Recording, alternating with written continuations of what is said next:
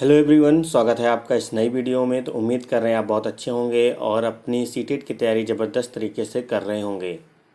ये जो सीरीज़ हमने स्टार्ट करी है मैथमेटिक्स पोर्शन की और ईवीएस की, ठीक है, लगातार आप इस चीज़ को देखते रहेंगे और अच्छे से समझते रहेंगे तो यकीन मानिए आपके ईवीएस में 30 में से 30 और मैथ में आपके 30 में से 30 आसानी से आएंगे, जैसे मैंने गेन किए हैं। तो आप देख सकते हैं यहाँ पे सीटेट 2023 जुलाई की प्रिपरेशन आपकी कराई जा रही है, बिल्कुल फ्री ऑफ कॉस्ट। यानी कि जो लेवल आपका पेपर का होने वाला है उसी के अकॉर्डिंग चीज़ें पढ़ाई जा रही हैं। यानी कि ये सब जो भी क्वेश्चन है सारे प्रीवियस ईयर के ही क्वेश्चन हैं। तो पेपर में जो क्वेश्चन आने वाले हैं वही क्वेश्चन आपको कराए जा रहे हैं। ठीक है, तो आज ये जो क्वेश्चन होने वाला है प्रॉपर आपका एलसीएम और एचसीएफ के होने वाला है। अब ज़रूरी नहीं कि डिट्टो यही क्वेश्चन आपके एग्जाम में आए, लेकिन आपको एलसीएम और एचसीएफ का अगर कॉन्सेप्ट क्लियर है तो कोई भी चीज़ें बना सकते हैं। यानी इस क्वेश्चन में हम लोग ये वाला क्वेश्चन तो करेंगे कैसे आपको एलसीएम अच्छे से निकालना है, कैसे आपको एचसीएफ भी अच्छे से निकालना है, वो सब चीज़ें बात करेंगे।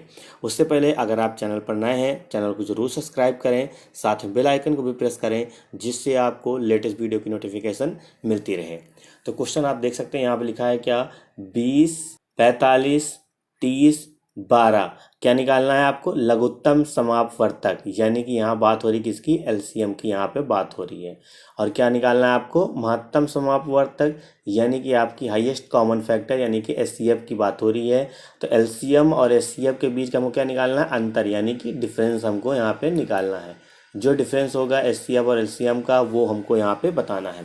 तो सिंपल सी बात, आपको सबसे पहले इन चारों नंबर का क्या निकालना पड़ेगा, एलसीएम निकालना पड़ेगा। तो एलसीएम निकालने के आपके पास बहुत सारे तरीके हैं। जैसे हमने कहा एलसीएम, क्योंकि आपके पास देखो समय बहुत वहाँ पे ज़्यादा है, तो आप सुकून से करें, आराम से करें, जिससे चीज़ें आपकी गलत ना हो और आसानी से आप नंबर पूरे पूरे पा सकें। ठीक है, तो टाइम इतना होता है कि आप आसानी से जितना मन चाहे उतना इस कोर्स क्वेश्चन पे समय ले सकते हैं, कोई दिक्कत वाली बात नहीं होती। तो एलसीएम निकालने का आपको बिल्कुल पुराना वाला मेथड के अकॉर्डिंग हम यहाँ पे चीज़ें बताएंगे। तो यहाँ पे एलसीएम का मतलब होता है लीस्ट काउंट फैक्टर, यानी सबसे छोटा नंबर आप लीजिए, इन नंबरों को डिवाइड करिए, जो कट जा रहा है उसको काट दीजिए, जो नहीं कट पा रहा उसको लिख लीजिए।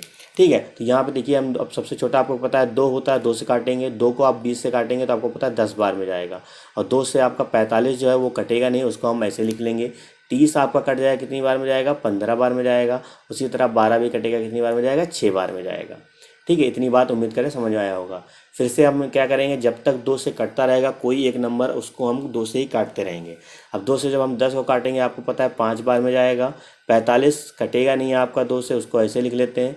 15 भी नहीं कटेगा, उसको ऐसे लिख लेते हैं। अब 6 कट जाएगा आपको 3 से, 3 बार में, है ना, तो ये लिख लेते हैं। अब क्या, जो भी नंबर यहाँ पे आया क्या वो 2 से कट रहा है, नहीं कट रहा, इसका मतलब अब हम उसके बाद दूसरे नंबर जाएंगे क्या, 3 पे जाएंगे। 3 देखिए, लेकिन 5 से नहीं कट रहा, उसको हम ऐसे लिख लेंगे। 3 से जब काटेंगे तो आपको पता है ये 15 बार में जाएगा।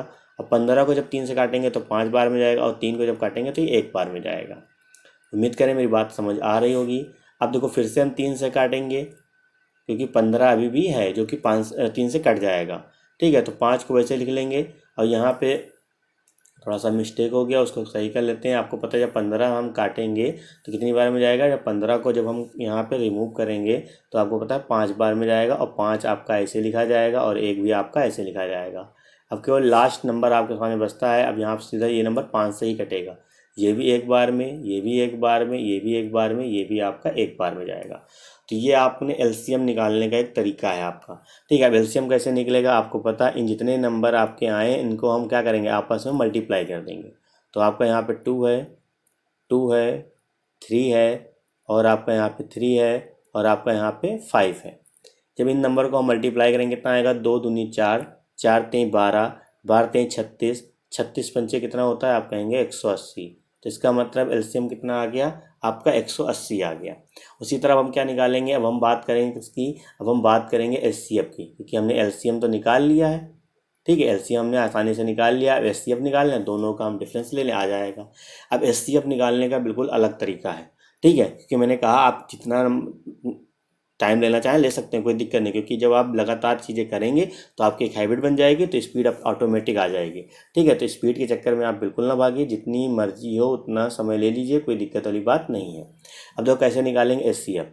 तो एचसीएफ आप निकालने के लिए क्या करेंगे, जो भी नंबर आपके सामने लिखा हुआ है, जैसे 20 का निकालना है तो 20 के आप क्या करें, फैक्टर कर दें, यानी कि गुणनखंड कर दें। तो 20 का गुणनखंड हम पहले 2 से करेंगे, 2 दूनी 4 होता है, दो दूनी 4 और 4 पंचे कितना हो जाएगा 20 हो जाएगा।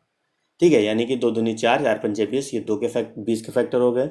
उसी तरह आप निकालेंगे क्या, 45 के भी फैक्टर निकालेंगे। तो आपको पता है 45 कैसे निकाले जाएंगे, ये 3 से कटेगा। तो यहाँ 3 25 15 और उसके बाद फिर से 3 बार में, क्योंकि 3 25 15, 15 3 45 हो जाएगा।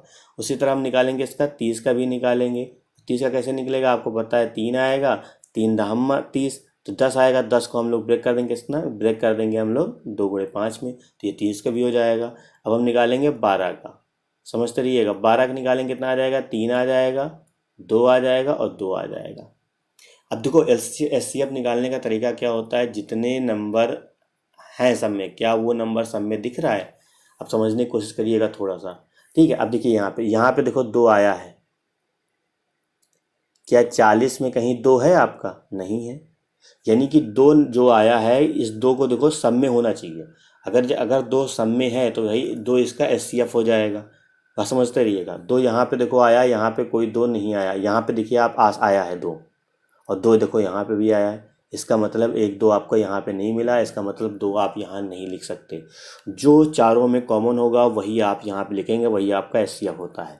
अब देखो फिर इस 2 की अब हम बात करेंगे, तो ये देखो यहाँ पे आया है, यहाँ पे नहीं आया, यहाँ पे नहीं आया, और यहाँ पे देखो आपका आया हुआ है। इसका मतलब इसको भी नहीं लिखा जा सकता। अब आएगा 5, 5 देखिए यहाँ भी आया है, 5 आपका यहाँ भी आया है, और 5 आपका यहाँ भी आया, लेकिन लास्ट वाले में नहीं है, इसका मतलब 5 भी नहीं लिखा जा सकता। अब 3 बचा, 3 देखो यहाँ पे तो आया लेकिन ऊपर नहीं आया, इसका मतलब नहीं है। इसका मतलब अब एक ही नंबर आपके सामने बचता है, क्योंकि आपको पता है 1 मल्टीप्लाई हम यहाँ भी कर सकते हैं, 1 मल्टीप्लाई यहाँ भी कर सकते हैं, और आप कहेंगे 1 मल्टीप्लाई यहाँ भी कर सकते हैं, और 1 यहाँ भी मल्टीप्लाई कर सकते हैं। ठीक, अब देखो चारों में क्या क्या 1 कॉमन आया, इसका मतलब क्या हो जाएगा, चारों में आपका 1 हो जाएगा। आपको निकालना क्या था, आपको निकालना था एचसीएफ और एलसीएम और एचसीएफ का डिफरेंस। तो आपको पता है एलसीएम कितना है, आप करिएगा यहाँ पे एलसीएम होगा। ठीक, एलसीएम कितना है, आप कहेंगे यहाँ 180 है, एचसीएफ कितना है 1 है, कितना हो जाएगा 179 हो जाएगा। तो ये क्वेश्चन मैंने आपको समझाया है, इसमें हमने आपको एचसीएफ भी निकालना सिखाया है, और एलसीएम कैसे निकालते हैं वो भी हमने सिखाया है।